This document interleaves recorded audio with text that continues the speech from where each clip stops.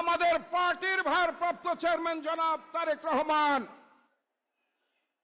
যিনি শেখ হাসিনার অধীনে বাংলাদেশের সকল নির্বাচনগুলোকে তিনি অংশগ্রহণ থেকে দলকে বিরত রেখেছিলেন এবং শেখ হাসিনাকে একটি অনির্বাচিত সরকার হিসেবে বাংলাদেশ এবং বাংলাদেশের বাইরে প্রতিষ্ঠিত করেছিলেন।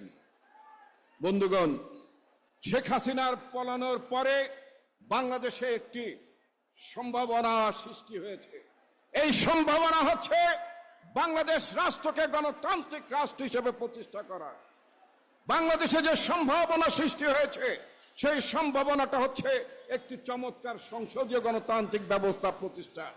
এই আজকের এই দিনে আমরা সেই শপথটি নিতে চাই, বাংলাদেশ গণতান্ত্রিকভাবে কিভাবে এগোবে, বাংলাদেশ রাষ্ট্র কিভাবে গণতান্ত্রিক রাষ্ট্র হিসেবে পরিচিত হবে।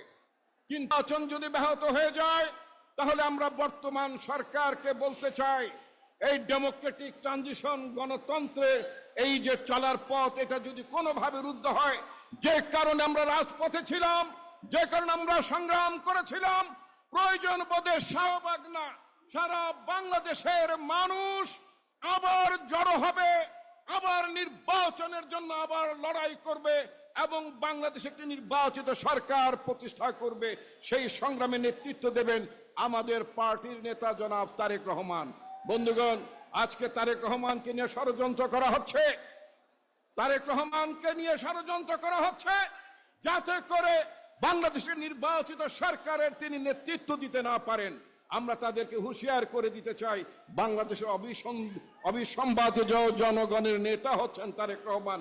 সুতরাং তাকে নিয়ে, বিএনপিকে নিয়ে, জনগণকে নিয়ে, নির্বাচনকে নিয়ে যদি কোনো ষড়যন্ত্র করা হয়, সেই ষড়যন্ত্র অবশ্যই বাংলাদেশের মানুষ, বাংলাদেশের ছাত্র সমাজ রুখে দেবে। আপনাদেরকে অসংখ্য ধন্যবাদ। আসসালামু আলাইকুম রহমতুল্লাহ। আমাদের মধ্যে উপস্থিত হয়েছেন ছাত্রদলের সাবেক সফল সাধারণ সম্পাদক, বিএনপির নির্বাহী